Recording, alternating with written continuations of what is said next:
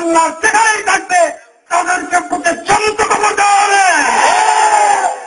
এটা 14 কোটি মুসলিম তাওহীদ জনতার দেশ, এটা শাহজালালের দেশ, এটা শাহপরানের দেশ, এটা ইসাক রহমতুল্লাহের দেশ, এটা ফজলুল করিম রহমতুল্লাহের দেশ।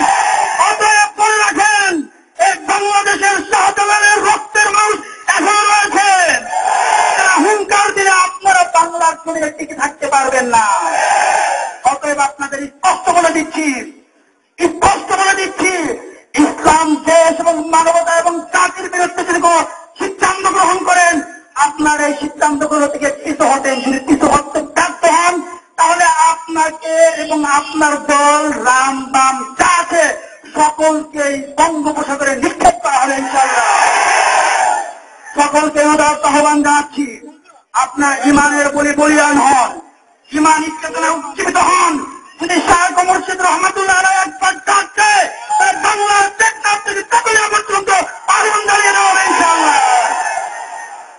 সকলকে জিহাদি তামান্না নিয়ে ময়দানে অগ্রগতি হওয়ার জন্য আহ্বান জানিয়ে আমার এই বক্তব্য এখানে শেষ করছি। আসসালামু আলাইকুম রহমতুল্লাহ।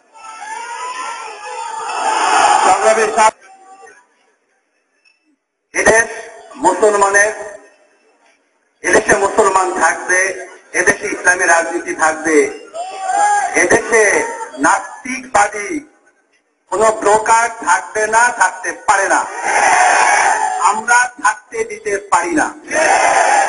সংগ্রামী সাথী ও বন্ধুগণ আমার, আজকে যুদ্ধ অপরাধীদের বিচার হবে, সেটা সম্পূর্ণ আইনগত বিষয়, সেটা মাননীয় আদালতের বিচার্য বিষয়, সে বিষয়ে আমাদের কোনো বক্তব্য নেই।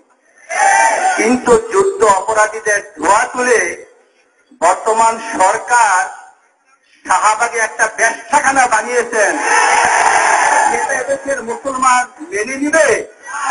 সেটা এদেশের বর্তমান চিন্তা শাহজালাল পীর সাহেব চরমনাই মেনে নিবে? তার এক একটি মরিদ, এক একটি কারবালার সৈনিক তারা মেনে নিবে? কখনো হতে পারে না। মাননীয় প্রধানমন্ত্রী মহোদয়, কথাবার্তা স্পষ্ট। যদি আপনি মুসলমান হয়ে থাকেন, যদি আপনি দেশে শান্তি চান, আপনাকে আমরা ইসলামী আন্দোলন বাংলাদেশের পক্ষ থেকে বিনীত প্রার্থনা করব, আগামী 24 ঘন্টার মধ্যে